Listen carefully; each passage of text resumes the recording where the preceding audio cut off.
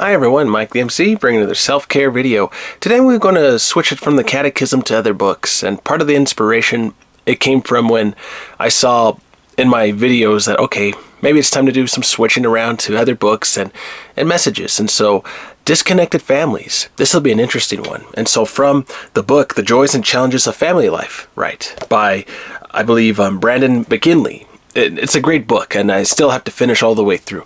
But there's one piece from this book I want to bring in from that book with this video, with this idea of autonomy versus connection. And I wonder, with disconnected families, and the reason why I bring this up, I would argue we could see families in church, if we still go to church, and still see the families still participating and not trying to take a shot at anything. It's just you see the world around you with all faiths, right?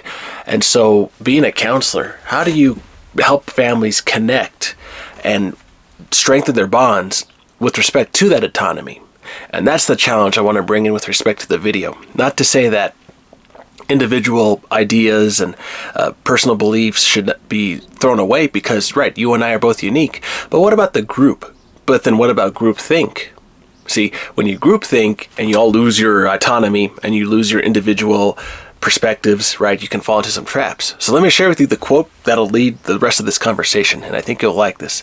So from The Joys and Challenges of Family Life, from McGinley, page 19, there's a part where they talk about communities and personal maintenance.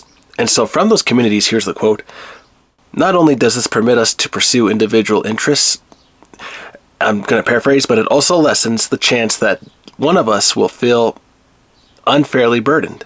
It lessens that chance. And crucially, it's not about some kind of a 50-50 split. And rather, it's about coming to understand and appreciate each other's needs for time and activities away from Diaperland. And so the whole point of Diaperland from the book there, that part of the chapter, McGinley's talking about family life, the responsibilities of parents, and even the kids, taking care of kids. And you think, okay, when does that community life have to respect personal life? And with that quote, the idea there is, okay, you have communities, you have groups, and you have this connection of bondness with other parts from your faith community. But then what if you don't have that faith community? Can you connect this with work and other areas of life that where other communities you can have that sort of bonding? And that is true. It's good to bond. It's good to have these sort of ideas of connection, going to socials, being with people, always wondering, okay, how's everyone doing in the community? Is there anything that I can do to contribute to this big old party, big old celebration that's happening at my church or my work, etc.? But then you think, all right, then what about the autonomy? The autonomy of you and I to live individual lives. And if those of you who've seen on many videos of my channel, I feel like I was always wanting to stress the catechism quite a bit so that way I can keep going. And the thing is, okay, I need to make sure I talk about other topics as well, because I'm like, wait a minute, I have all these other parts for my channel. I need to broaden that perspective a little bit so that way I'm a little more inclusive. And so the thing here is, when you look beyond just one faith and look at everybody's ideas and faiths, you think, okay, you look at marriage rates, they drop. You think of all the negative things that you can think about, of terrible relationships, of how toxic they can be, and everyone has their say on all this topic, right? For my say on this take is, okay, when you're in the family phase and you have kids, okay, that's the phase I'm talking about. How do you find that balance between autonomy and the family living, right? How do you balance the two? And now, from what I've seen from my community, I've seen families where they have the kids work together at the church, singing together, where the families will even join the choir, they'll even do things like that. But then you think, okay, not every kid wants to go sing in front of the crowd in public, right? It's so nerve-wracking. And you're thinking, okay, for me, it took a while to even break out of my shell, to break out of that and to say, okay, if I'm going to get out of my shell to start doing things, right, I got to do things that are beyond what my parents thought I could possibly do even, right, as a young kid. And you're thinking, oh my, how am I going to break past all those peer pressures, all those fears that other people might say, oh, look at that, that's the nerd, ooh, that's the geek, that's the one that's going to do all these things, right? You have all these things as a kid going through your mind, and you're thinking, oh, I don't want to be the goody two-shoe. And I think families here can make some sort of connection where this can say, okay, maybe we can support our kids by breaking that kind of negative perception of the goody two-shoe and just say, okay, the whole family has to participate, because if we don't participate, right, then there's no family. But then you can say, okay, are we just going to give into all community and lose our personal ambitions and autonomy? And so with here, I would say, okay, it's good for us to have our boundaries and our breaks. It's good for mom and dad to have their time and space alone for the kids. And so for the relationships to flourish, right, there are boundaries, there are roles, there are duties to complete. And then if you have those sort of dynamics in the family, I would argue that really strengthens the bonds, especially in this day and age where with all the pressures from all these negative forces, they're trying to destroy the family. And so you and I, thinking about the pressures of today, it's easy for anybody can fall into them, right? It's just so easy with all the at the fingertip. We can find all these terrible things and all sorts of gadgets, whatever, cameras even. I mean, there's so many things you can think about today's world. But the point is, it's how you use technology that makes it bad. Now, I'm not blaming all technology, but I will say this, that you and I do have a responsibility as people still. We don't have to follow the the popular way of thinking, right? And you can say, okay, what if I go for the unpopular idea of thinking? And I say, oh, I just want to go out to have a lunch with my family and kids. Isn't that kind of normal? When did the normal become not popular, right?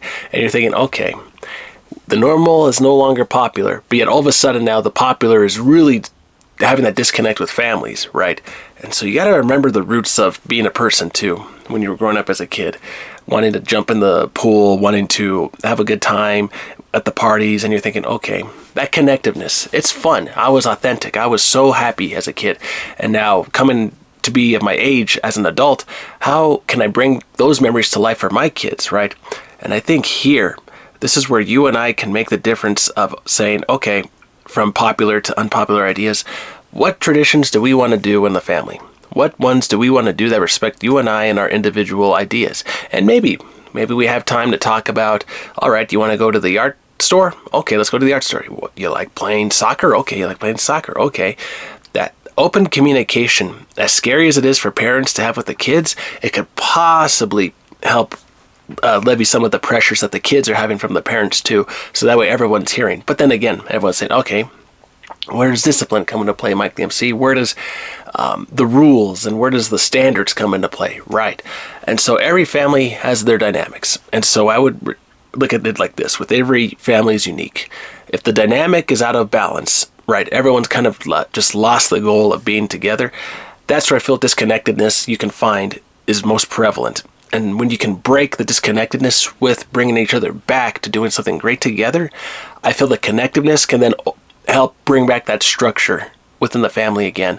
The pressures, the negativities starting to dissipate, and more positive ideas of, okay, you take care of buying the pizza. Okay, you take care of this. You could go and hang with your friends. Okay, you and I will go out to movie night while the kids are out there with the other kids in the neighborhood, right? And you're thinking about all these things that can happen if you have that balanced approach. And so I would argue with McGinley that being connected to the group communities in your church and your work are important, but then bringing your family together, that connection piece can really save so much trouble and bring the structure back into the family.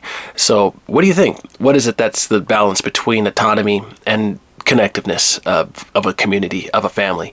How can we help our families today moving forward, other than just the popular ideas of just blaming all the popular ones that are negative today that you and I could think of?